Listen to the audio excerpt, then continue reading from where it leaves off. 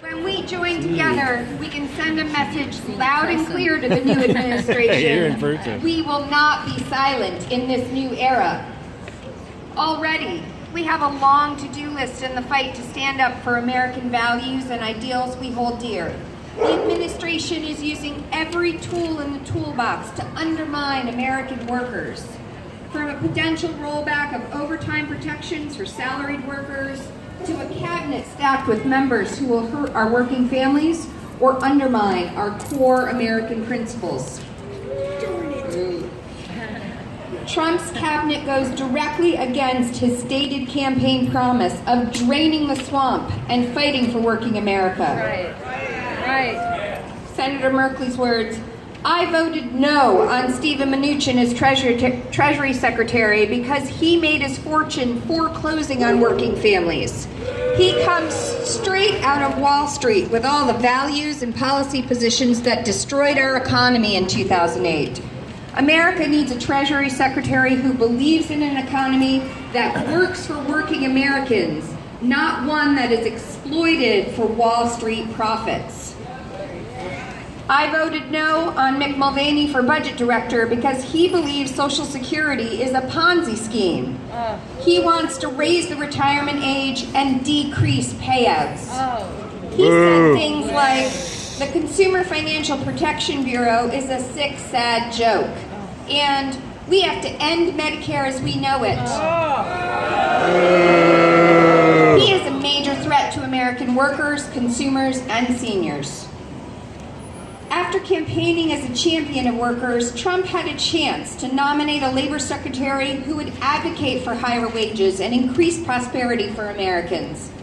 Instead, he chose someone who spent his career grinding workers into the ground. Andrew Putzer's decision to withdraw is a fitting end. He shouldn't be anywhere near the Labor Department. Our country does best when everyone has a fair shot. When opportunity is expanded and our middle class is strong. As a son of a millwright, I was able to believe that I would roughly have the same opportunities as the son of a CEO. That's the America we're fighting for. Now more than ever, we need to stand up together and fight every day for a vision of a more diverse, tolerant America with economic opportunity for all. Now more than ever, we need your involvement to make our We the People democracy work for all the people. Thank you.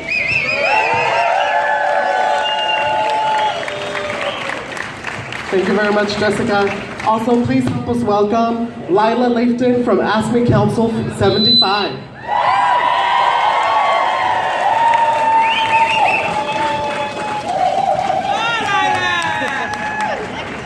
Hey, my name is Lila Layton. I'm a social worker and organizer.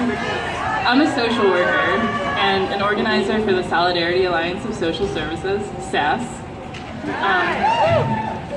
We are a policy and organizing arm. We're a policy and organizing arm of AFL-CIO's behavioral health campaign. So, why this matters? I'm the youngest of 8, the child of immigrants.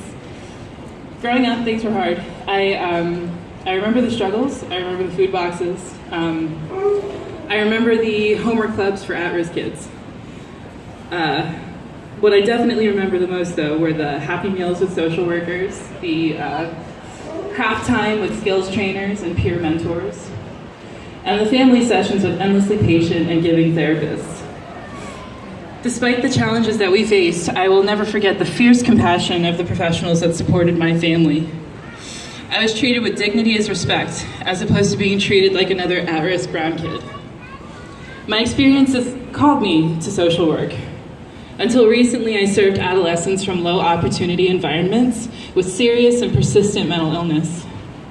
I was privileged and honored to work with the young people in my program with intention and care, as did my peers.